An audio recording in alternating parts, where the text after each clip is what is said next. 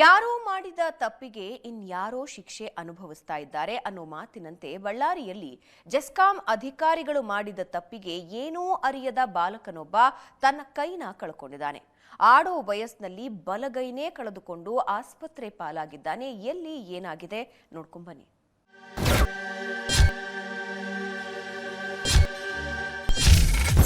ಅಧಿಕಾರಿಗಳ ಎಡವಟ್ಟು, ಬಾಲಕನ ಕೈ ಕಟ್. ಆಟ ಆಡೋವಾಗ ಕರೆಂಟ್ ಶಾಕ್, ಜೆಸ್ಕಾಂ ನಿರ್ಲಕ್ಷ್ಯ. ಆಟವಾಡ್ತಾ ಬರಿತಾ ಇರಬೇಕಾದ ಬಾಲಕ ಬ್ಯಾಂಡೇಜ್ ಹಾಕೊಂಡು ಆಸ್ಪತ್ರೆ ಸೇರೋದಕ್ಕೆ ಕಾರಣ ಜೆಸ್ಕಾಂ ಅಧಿಕಾರಿಗಳ ನಿರ್ಲಕ್ಷ್ಯ.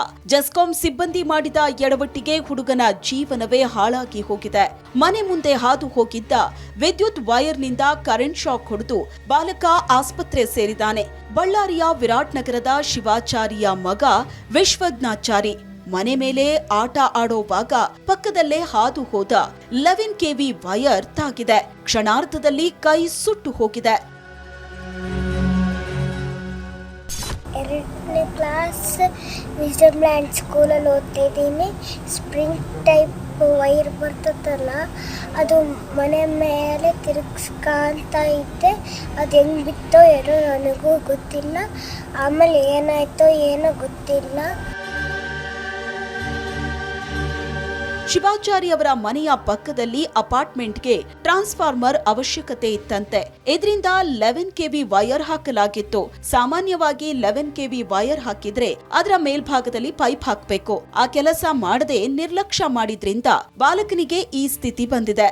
ಸಾಯೋ ಹಂತಕ್ಕೆ ಹೋಗಿ ಬಚಾವಾಗಿ ಬಂದಿದ್ದು ಬಲಗೈ ಸಂಪೂರ್ಣವಾಗಿ ಕತ್ತರಿಸಿ ತೆಗೆದಿದ್ದಾರೆ.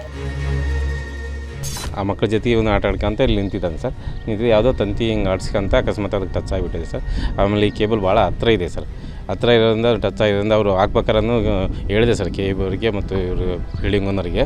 ಆ ಟ್ರಾನ್ಸ್ಫರ್ದು ಹೆವಿ ಟೆನ್ಷನ್ ವೈರ್ ಅದು ನಮಗೆ ಮಕ್ಕಳಿಗೆಲ್ಲ ತೊಂದರೆ ಆಗ್ತದೆ ಅಂತ ಹೇಳಿ ಪೈಪ್ಗಳು ತಂದುಕೊಟ್ಟೆ, ನಾನೇ ತಂದುಕೊಟ್ಟೆ. ಆ ಪೈಪ್ಗಳು ಹಾಕಿಬಿಡಿ ಅಂತ ಅವರು ಹಾಕಲಿಲ್ಲ ಸರ್.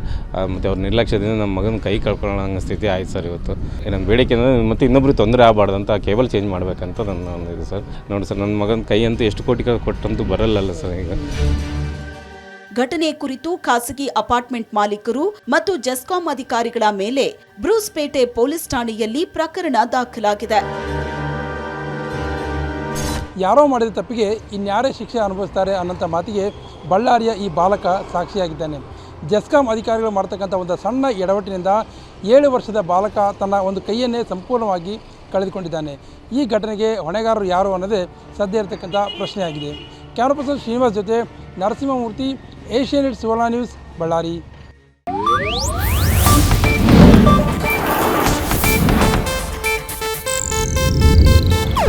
ಇದು ಏಷ್ಯಾನೆಟ್ ನ್ಯೂಸ್ ನೆಟ್ವರ್ಕ್ ಪ್ರಸ್ತುತಿ.